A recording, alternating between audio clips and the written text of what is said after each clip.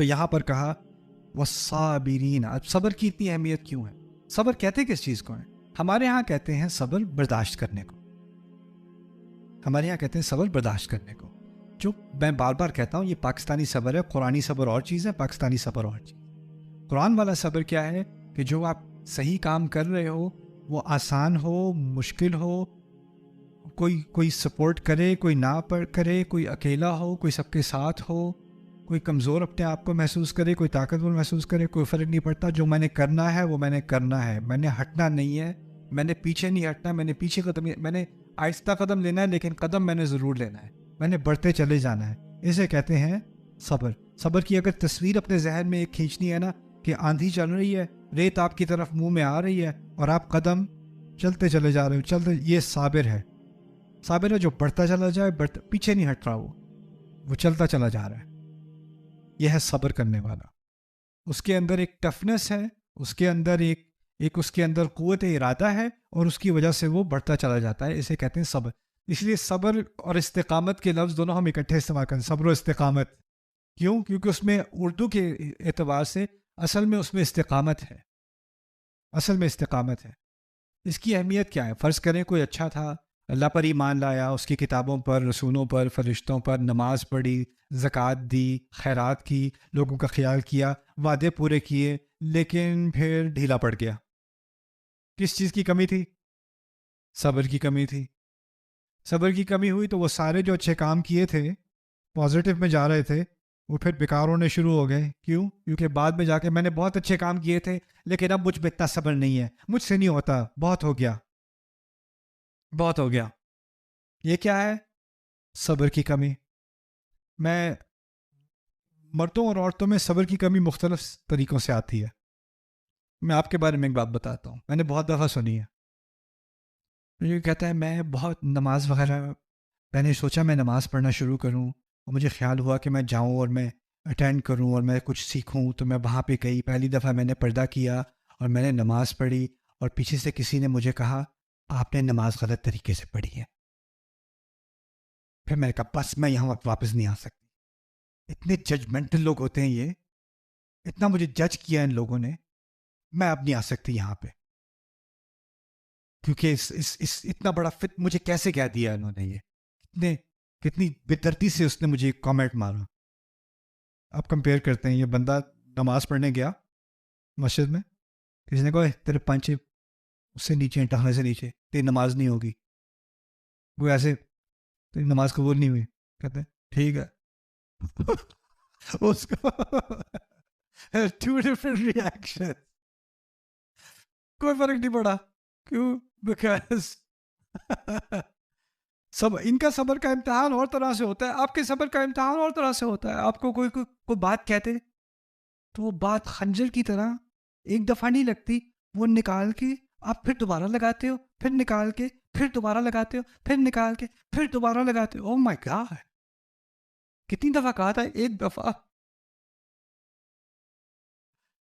Repeat پہ لگائی. اس کو 1000 دفعہ کہہ دو, اس کو ایک دفعہ کا یاد نہیں رہتا. یہ بھی کہا تھا تم نے. ہاں, ہمارے صبر کا امتحان اور ان کے صبر کا امتحان اور. اللہ کی مخلوق ہے. ان سعیکم لشتی, تمہاری کوششیں مختلف ہیں. اللہ تعالیٰ نے جس طرح کہا نا رات دن مختلف بنائے, اسی کے ساتھ کہہ دیا کہ مرد اور عورت کو مختلف بنایا. وما خلق الذکر والانثی, جہاں رات اور دن کے اختلاف کی بات کی وہاں مرد اور عورت کے اختلاف کی بات کی. ہماری سائیکالوجی الگ ہے, ہماری تھاٹ پروسیس الگ ہیں, ہماری ویکنیسز الگ ہیں. کسی چیز میں ان کو اتنا اسٹرانگ بنایا, ہمیں بہت کمزور بنایا. کسی چیز میں انہیں بہت کمزور بنایا, ہمیں بہت اسٹرانگ بنایا. یہ اللہ تعالیٰ کا نظام ہے, اس نے یہ بنایا. لیکن اصل چیز یہ ہے کہ انسان جتنا بھی اچھا کر لے, اگر صبر نہیں ہے نا تو وہ ساری اچھائی پہ وہ خود ہی پانی پھیر دے گا. اور پھر صبر کا امتحان آسان سچویشن میں نہیں ہوتا. اصل میں صبر کا نام ہی یہ ہے کہ مشکل میں کبھی کبھار صبر کا تقاضا یہ ہوتا ہے کہ آپ کوئی ری ایکشن نہ دیں, یا تو اس لیے کہ اس ری ایکشن کا ٹائم نہیں ہے, یا ہو سکتا ہے کہ ابھی ری ایکشن کی آپ کے پاس صلاحیت نہیں ہے. لیکن ایک اور صبر کا امتحان ہے, وہ ذرا زیادہ مشکل ہے. ہو سکتا ہے کہ جس نے آپ کے ساتھ زیادتی کی وہ ایک زمانے میں طاقتور تھا اور آپ کمزور تھے، لیکن ایک زمانہ آتا ہے کہ اب وہ کمزور ہو گیا ہے اور آپ طاقتور ہو گئے، اور اب وہ آپ کے سامنے ہے۔ اب وہ جب آپ کے سامنے ہے تو وہ جو پہلے کا کھاتا تھا وہ اب بیلنس کرنا ہے، آگے سے اس کو جواب دینا ہے۔ اس نے وہ 4 سال پہلے جو تھپڑ مارا تھا، اب آپ کا ٹائم آ گیا۔ اس وقت اپنے آپ کو روکے رکھنا اور اس وقت بدلہ نہ لینا، یہ بھی صبر کا امتحان ہے کہ نہیں؟ صبر کا بہت بڑا امتحان ہے۔ اور دیکھیں، اگر آپ کو آپ کے ساتھ زیادتی کی جا رہی ہے اور اس میں آپ کے پاس کوئی اقتدار نہیں ہے، صبر تو آپ کرو گے، لیکن 2 چوائسز ہیں، یا صبر کرو گے یا روگے، اس کے علاوہ کیا کر لو گے؟ لیکن اگر آپ کے ہاتھ میں اختیار ہے اور پھر بھی آپ نے فیصلہ کیا کہ آپ اپنے آپ کو روکے رکھیں گے اور آپ معاف کریں گے، یہ کوئی چھوٹا کام ہے؟ وَلَمَنْ صَبَرَ وَغَفَرَ، اور جس نے صبر کیا اور ساتھ ہی معاف بھی کیا، یہ تو بہت ہی زیادہ ہمت والا کام۔ یہاں کہا ہے ربنا افرغ علینا صبرا، یہ بڑی آرمی جو ہمارے سامنے آ گئی ہے، ہم سے کئی گنا بڑی ہے، ان کا سامنا کرنے کے لیے ہمیں ایسی ول پاور دے میرے رب کہ ایک قدم پیچھے کی طرف نہ جائیں، آگے ہی چلتے چلے جائیں۔ اس کے لیے تو مجھے پورا اپنے آپ کو اس کمٹمنٹ میں بھگونا پڑے گا، آپ مجھے اس صبر میں ڈبا دیں۔ افرغ علینا صبرا وثبت اقدامنا، اور ہمارے قدموں کو ثابت کر دیں، کھڑکھڑائیں نہ ہمارے قدم، ہلے نہ، زلزلہ نہ آئے ہمارے پیروں کے نیچے، ہم پیچھے نہ ہٹیں۔ ثبت اقدامنا یعنی جو قدم بھی رکھیں پکا رکھیں، ایسے نہیں دیکھیں، ایسے نہیں۔ وثبت اقدامنا وانصرنا علی القوم الکافرین۔